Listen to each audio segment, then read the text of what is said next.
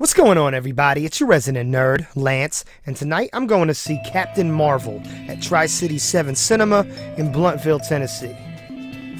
2 hours later. Alright, so I just got home from the movies, and I wanted to share some first impressions with you guys while everything's still fresh. I'm going to keep this brief because it is very late. I really liked the movie. I thought it was definitely one of the better MCU, Marvel Cinematic Universe, origin stories. Maybe not as good as something like Iron Man or Captain America the First Avenger, but definitely, I think, a little more inventive and creative than Doctor Strange, or I was a little worried from some of the earlier footage, the first trailer and stuff, about maybe her playing it a little flat and not adding much personality to the character.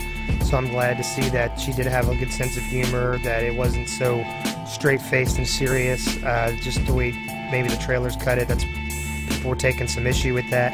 I'm going to try and keep this spoiler-free. I really did like the Stan Lee tribute that was included. I liked his cameo as well. I thought it was clever. Again, I'm not going to discuss specifically about it. If you want to talk to me about it, you can send me a private message, because I'm not going to discuss anything too spoilery on the page where other people can see it, because this movie just came out and I don't want to ruin it for anyone. I was really happy with the effects, especially the de-aging technology where it's gotten at this point for Samuel L. Jackson and Clark Gregg.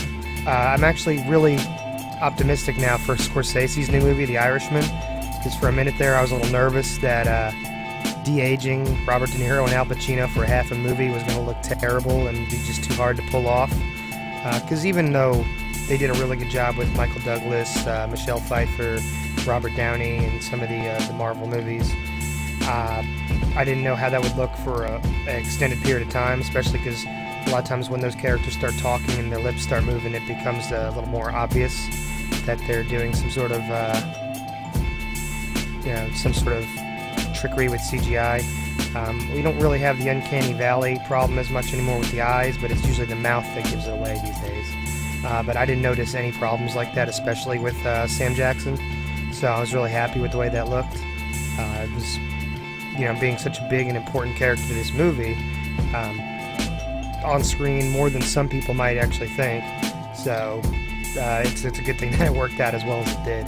I really enjoyed the setting, the 90s aspect of it, all the music that they used, the 90s fashion, some of the little references peppered in here and there. So that was really cool. Made me feel real nostalgic. I think anybody that's maybe a little younger might not appreciate it the same way, but me and the people that I went to see it with really appreciated that. I don't know where I'd rank this. It's hard after a first viewing of a movie.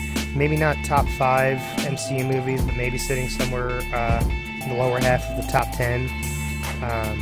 I really did enjoy it. I thought, especially for something that's kind of a prequel to a lot of the things we've already seen, they did a really good job of showing us previous versions of things that we've seen in like present day MCU. Yeah, overall I really liked the movie. It had a cool score with synthesized like electronic sound, kind of like what Daft Punk did with Tron Legacy. So that was really cool. Cast overall was really good. I think I agree with what Jordan had previously said.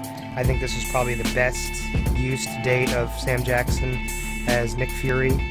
Closest to this probably would have been Winter Soldier, but his was pretty much a co-starring role in this movie, and playing the straight man for a lot of it, and he did a really good job.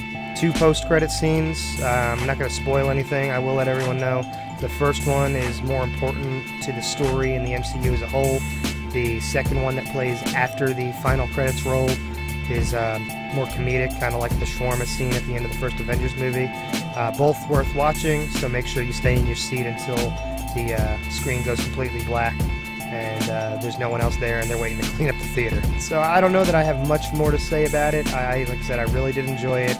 If she is indeed going to be as crucial of a part of the MCU going forward as they've hinted, and maybe take over the Tony Stark or Captain America kind of role in terms of being the core leading member of the Avengers and stuff in future team-ups after Endgame, I'd be okay with that. She does a really good job in the role, and they wrote her well. so I don't have any issues with that. Yeah, I think that's it. Thank you for tuning in to this brief little review, I guess we can call it. Hit a like on Facebook, follow me on Twitter, subscribe on YouTube, and I'll see you guys next time.